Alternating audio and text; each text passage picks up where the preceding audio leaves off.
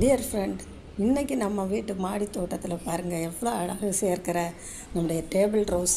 இந்த table rose வச்சா எவ்வளோ அழகாக இருக்குது. நம்ம நினைக்கிறோம் ரோஸு தான் அழகுன்னு, ஆனால் இந்த டேபிள் ரோஸை வச்சுட்டோம்னா அது காலையில் கலர் கலராக பூத்து நம்ம தோட்டத்தில் அவ்வளோ அழகாக இருக்குது. இந்த அழகை பார்க்கறதாலே நம்மக்கிட்ட இருக்கிற ஸ்ட்ரெஸ் எல்லாம் பறந்து போயிடும். நான் போய் காலையில் இதெல்லாம் பார்த்துட்டேன்னா அதில் இருக்கிற வேஸ்ட்டு, முந்தின நாள் பூத்த இதெல்லாம் எடுத்து விட்டுட்டு அதுக்கு நல்லா தண்ணி ஊற்றி நல்லா அதை கொஞ்சம் அந்த தட்டி கொடுத்த மாதிரி அதோட பேசிக்கிட்டு நான் அதுக்கு தண்ணி ஊற்றி பேசிக்கிட்டு வந்துடுவேன்.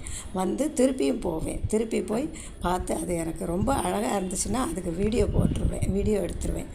பாருங்கள், அது ரோஸை விடையும் அழகாக இருக்குது. எத்தனை கலர் இருக்குது பாருங்கள். நம்ம தோட்டத்தில் இன்னும் இருந்துச்சு, மழையிலேருந்து எல்லாமே வேஸ்ட்டாக போயிடுச்சு மழை காலத்தில்.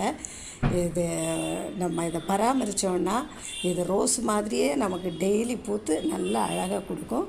இதுக்கும் அந்த நீர் உரம் தான் இதுக்கும் ஊற்றணும். கொஞ்சம் மண்புழு உரம் இதுக்கு கொடுக்கலாம், நல்லாயிருக்கும். அது மண்புழு உரம் கொடுத்தோன்னா இது இன்னும் கலர் இருக்குது. இதை வாங்கி நம்ம வச்சோன்னா நம்ம ஈஸியாக மெயின்டைன் பண்ணுறது தான் இது ரோஸ் மாதிரி மெயின்டெனன்ஸ் இல்லை.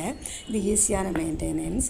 இதை நம்ம நல்லா வளர்த்தி நல்லா அழகாக நம்ம தோட்டத்தை நல்ல ஒரு பெரிய பியூட்டிஃபுல்லாக மாற்றி நம்ம சந்தோஷப்படலாம். பாருங்கள், அதோடு சேர்த்து நம்ம செம்பருத்தியை கூட நல்லா பூத்துருக்கு. செம்பருத்தி ரெட் கலரெல்லாம் நிறைய பூ இன்றைக்கி செம்பருத்தியில். நல்லா தோட்டத்துக்கு உரம், நல்லா தண்ணி கொடுங்க.